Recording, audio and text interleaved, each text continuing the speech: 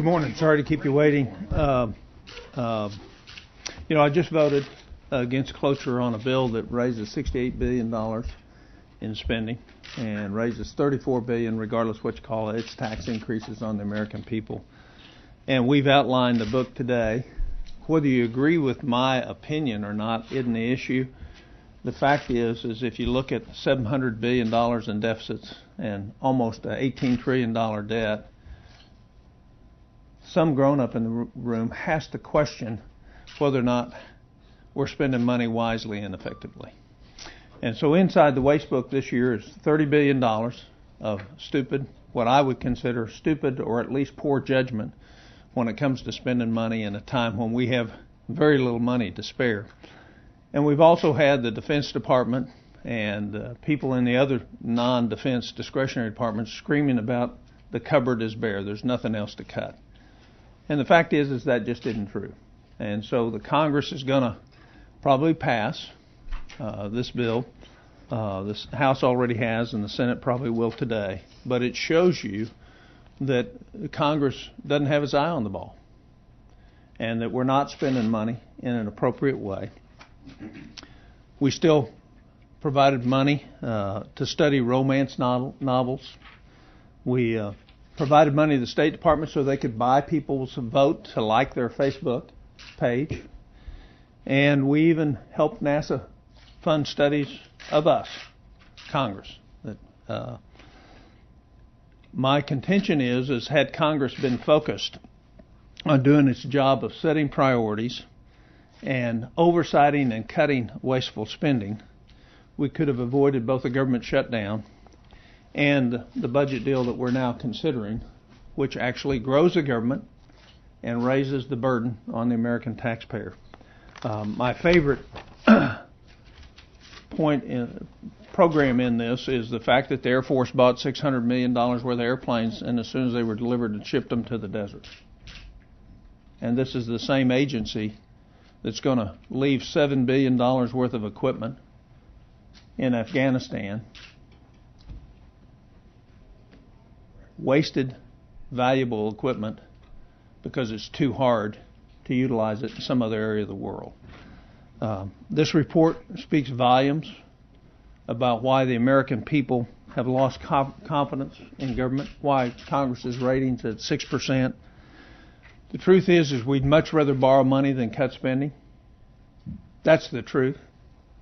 And the American people have a right to expect much more from us than that.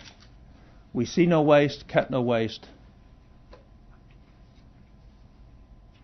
and embrace increasing the burden on the American people because we won't do our job. And it's Republican and Democrat alike. And with that, I'll take your questions.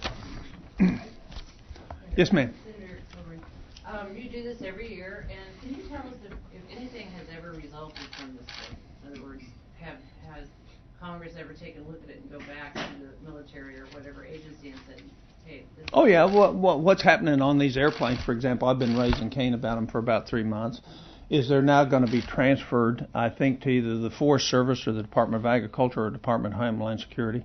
So they're going to get used eventually, but probably not in the way that they were most efficient.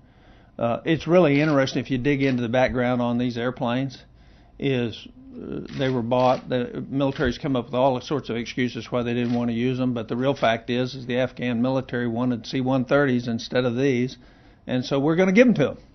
So rather than wasting just $600 million, we're going to waste another $400 million by giving them 4 C-130Hs. So, again, here's my point. Does Congress hold the administration accountable? Does it hold itself accountable? Who made that decision? Are they still at the rank that they were? If there was supply problems, which they contend maintenance and supply problems with airplanes, if they were, why aren't we holding the contractor accountable?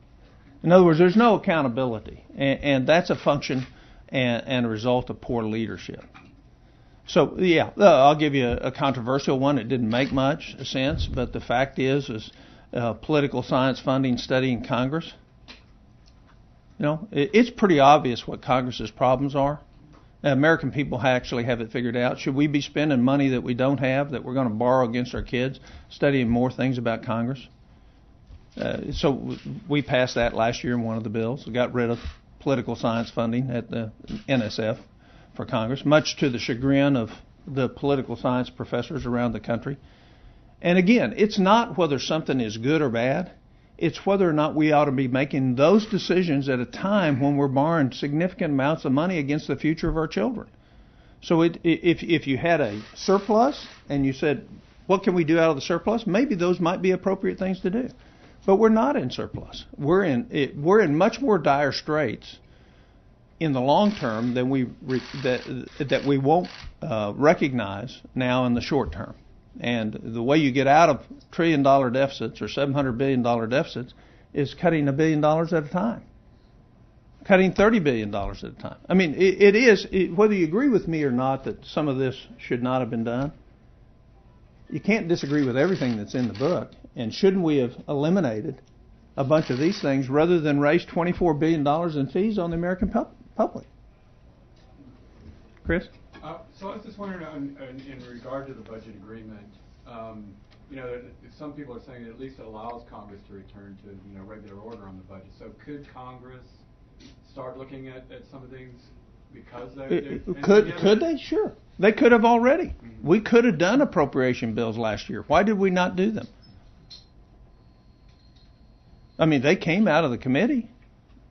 I mean, you're asking the wrong person why we aren't doing regular order. That's a decision fully made by the majority leader. He chose not to put appropriation bills on the floor. And the one he did put on, he pulled after 2 days. So regular order is a function of leadership. It's not a function of a budget deal. We had caps. It was the sequester caps.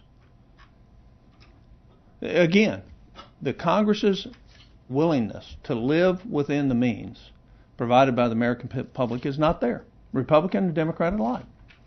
You have Republican defense authorizers and appropriators who don't like limiting our spending, but yet won't do the hard work of eliminating the foolishness that is in the expenditures every year of the federal government. If you actually did the oversight, I mean, this isn't hard to do. I mean, this is all Googled. I mean, all it takes is somebody willing to says, hey, maybe we ought to get rid of the foolishness. And again, that goes back to leadership. Committee leadership, subcommittee leadership, appropriation leadership.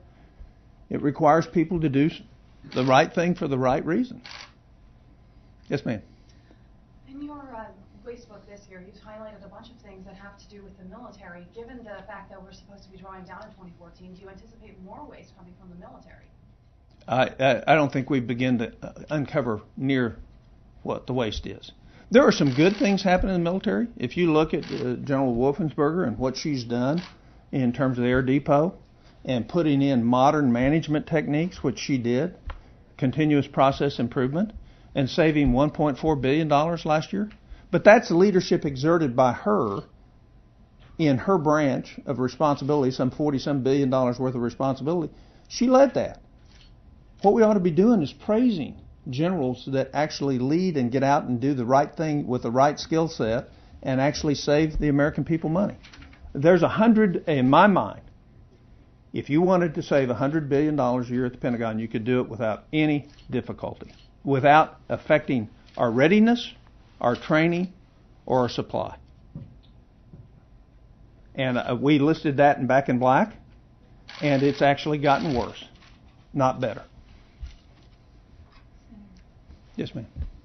I think a lot of people would agree to the point of trying to find efficiencies within the budgets, but I wonder about the timing, with the budget deadline being this week and the appropriations deadline being in January. Sort of how would you ideally like to see this progress forward to meet those deadlines, but to also address the spending issues? Well, I think committees of Congress ought to be charged with doing oversight first. I'll give you a great example. The Labor and Workforce Committee in the House. We put out a study on job training. You all have heard it. We got all these job training programs, and GAO doesn't have any metrics that say that they're working, and all but 3 of them do exactly what the others do. They actually took 36 programs and converted it into 6. Passed it last year. We've done nothing with that in the Senate. Here's a way to save billions of dollars a year for the House has done. Hadn't been considered in the Help Committee and the Senate. So I'd go back and make the point. The charge ought to be to Appropriation Committee and Authorizing Committees is do the oversight, find the waste. Where can you consolidate programs? Where can you eliminate overhead? Where can you streamline things, given where we are today? What we tend to do is create new programs and not look at the programs that we have running and where we can actually save the American taxpayer money. But can that all be addressed in the 14 budget or the 14 appropriations coming up, or are you looking more to? Well, could it be? You bet. I mean, if you wanted to oversight this, if you actually wanted to read some of the 50 or so reports that we've put out in the last 5 years, if you were a curious appropriator, you might find some valuable information in there that might. The problem is like everything else. Nobody looks at it. Nobody does. It's hard work. And the reason it's hard work to cut spending is because somebody's axe gets gored. Somebody doesn't get money. And what does that translate into? That translates into somebody's not happy with me at home, which translate into what the real problem is most members of Congress are more interested in getting themselves reelected than they are in fixing what's wrong with the country. Right over here. Senator, I wondered with the debt ceiling vote coming up again, maybe in March, what your approach to that is going to be. Do you think that you should demand some cuts in exchange for voting to raise the debt ceiling? I think the American people ought, first of all, I don't think the American people believe there's a debt ceiling here. Has it ever not been passed? I mean, it's a sham. It's a lie to the American people to say there's a debt ceiling. Because every time the career politicians in this town figure out a way to increase the debt ceiling. If, in fact, you just did the 1% rule that's been proposed by people, you cut the budget 1% a year, in 10 years you have a balanced budget, you don't have to increase the debt ceiling anymore. And that doesn't say anything about reforming the tax code. So, look, I have not voted for a debt ceiling increase because I think it's not honest with the American people. It's meaningless. We ought not to spend money we don't have. And the reason we ought not be spending that money is because all we're doing is decreasing the standard of living of the present upcoming generation. And surely in $3 trillion worth of spending, we can find 1 or 2% or 3 or 4% that's wasteful. And all we did was put out with this book. Here's, I didn't include the second 200 or the third 200 of things that most reasonable people with any common sense and real work history would say that's not good value. That's not wise spending. And the question is where's everybody else asking the questions as we continue to borrow ourselves into oblivion? I mean, $700 billion, everybody's taking a breath and saying, only $700 billion deficit. Think about that. And what is going to be required of the young people in this country just to service that $700 billion from this last year, or $670 billion, whatever the net was? I mean, to me, this is a moral issue. It isn't a political issue. When you're spending money that you don't have on things you don't absolutely need, and the result of that is lowering the standard of living for the young people in this country, I think that's immoral. It's not just wrong, it's morally wrong to be irresponsible with their future. And that says nothing about how it clouds their opportunity to take advantage of what this country historically is set up as being the most potentially beneficial place to start a life. Go ahead. A follow-up, do you think other Republicans are willing to leverage that vote, make it contingent on demands of cutbacks? I don't know. Historically, I've not been a good spokesperson for other Republicans. Just put it that way.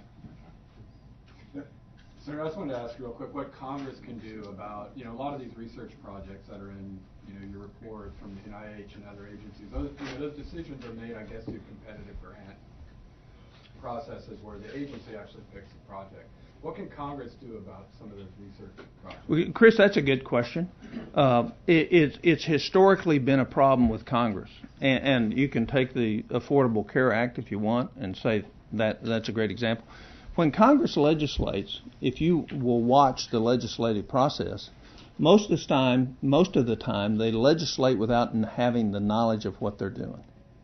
So therefore, what they don't have and lack of knowledge, they leave up to the bureaucracy. And most of the time, that's 80% of what they're doing. And real legislators actually know their issues, know the programs, know how they work, and write specific language that directs the agencies on what to do. That requires work. You have to know the programs. Like the CFATS program that we're getting ready to reauthorize. All right? In Homeland Security. I know that program. I know how it works. I know where it's failing, and I know where it's not working. When we reauthorize that, we're going to be very specific on what we tell Homeland Security to do. That requires hard work. Most people around here don't want to go to the depths and knowledge of that. And so that's why you have NSF or NIH giving grants out to things that would seem to be very questionable to the common sense person in this, the average American. Is because we've not reined in their power to do those kind of things. Because when we reauthorize or we appropriate, we'll appropriate to make sure something comes into our district. We'll write it in such a way that it's not seen as an earmark, but really an earmark. But we won't do anything about how do they make a judgment that's based on sound principles and good finance. And so the problem's Congress. You can't blame the bureaucracies. You got to blame Congress. Yes, sir. Has wasteful spending gotten better in your time here? Has there been less wasteful spending in the years since you've been compiling this book? I think people are looking at it more appropriately. I'm not sure I can quantify it. You know, the budget is so much larger than it was. We're twice the size we were in 2001. So the budget in terms of total dollars is twice as big. So whether the wasteful spending is twice as much or not, I'm not sure. But I know, here's the one thing I know. Whether Washington knows it or not, the American people know it. If you look at all the surveys about what they think is wasteful spending up here. And when they see this, what are they to think? When we buy $700 million worth of airplanes and half of them we're going to cut up and half of them we're going to put in the desert. What do they think about that? I mean, it doesn't fit with common sense. And so the question is, oh, well, that's just Washington. That isn't a good enough answer anymore. And in the long run, it's not going to be a good enough answer because it's going to directly impact the standard of living of the people in this country. And so, you know, with Back in Black, we put out $9 trillion worth of savings. You don't have to agree with them, but couldn't you find $1 trillion out of that? Or $2 trillion out of that over 10 years and not raise taxes and raise spending? So, you know, what we did is what the career politicians want us to do. That's what's going to go down on the Senate floor today.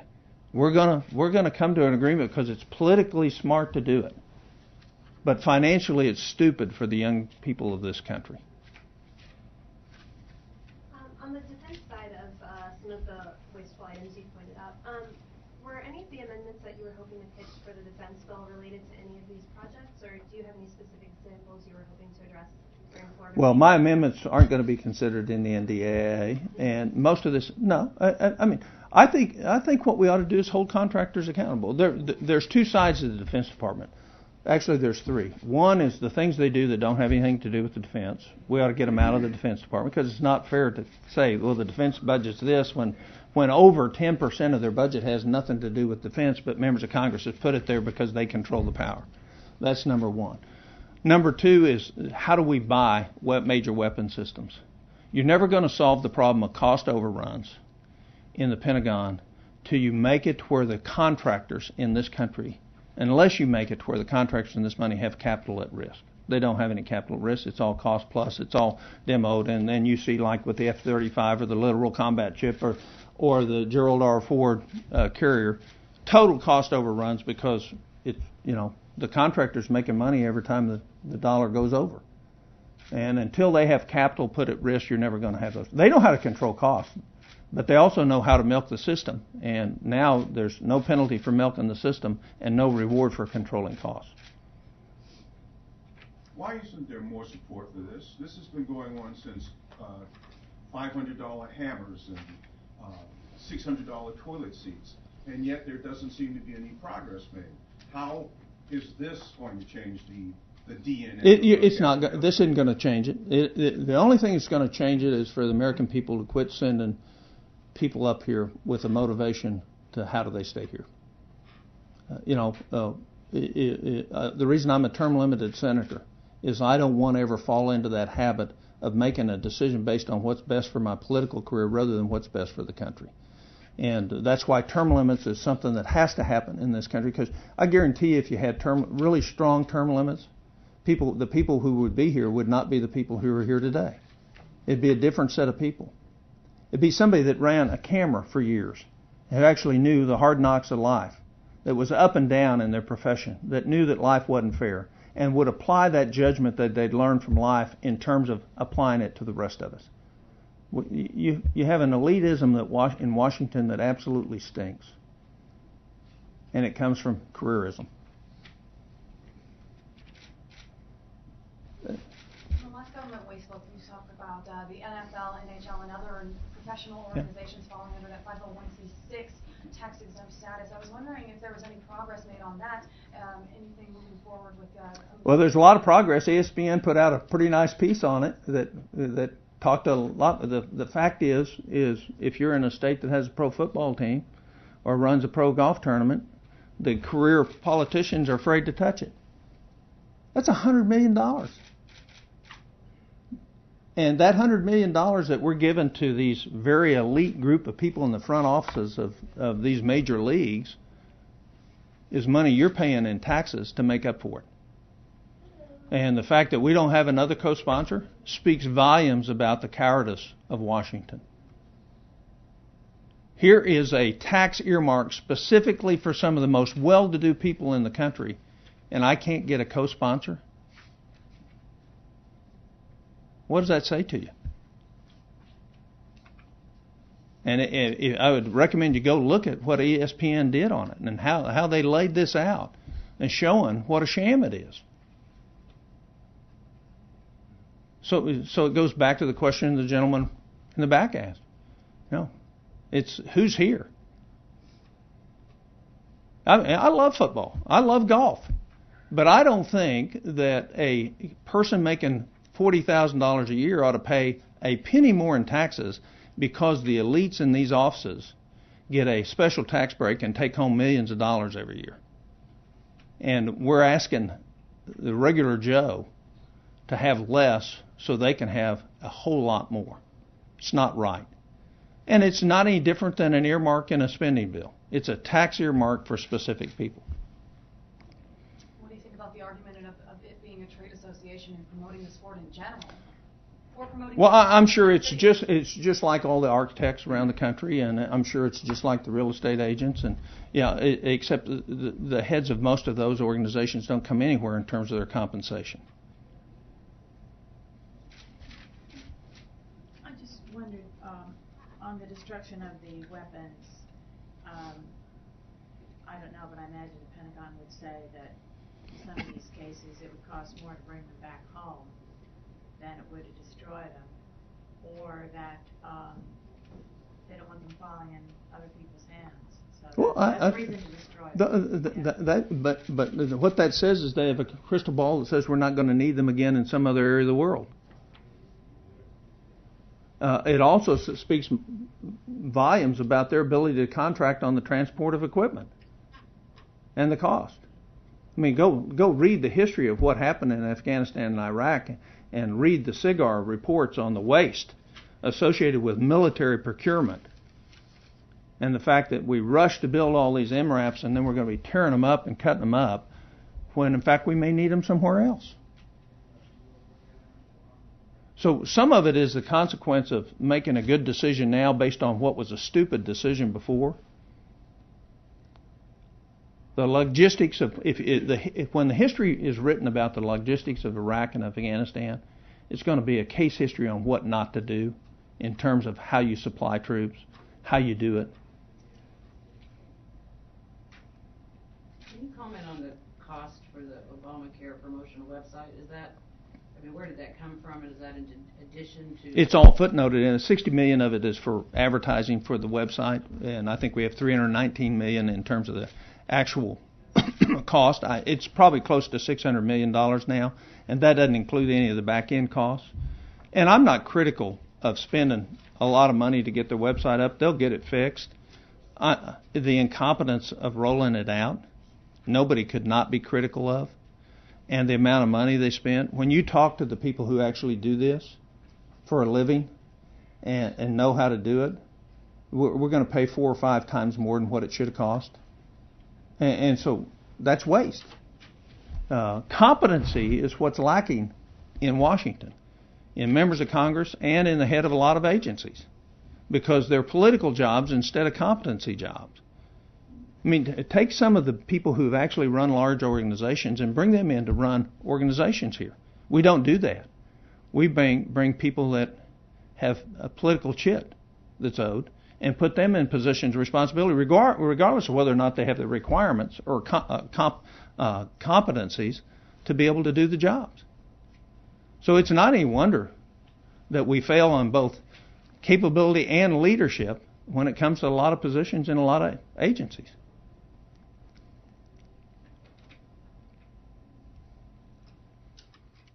Thank you all very much for being here. Appreciate it.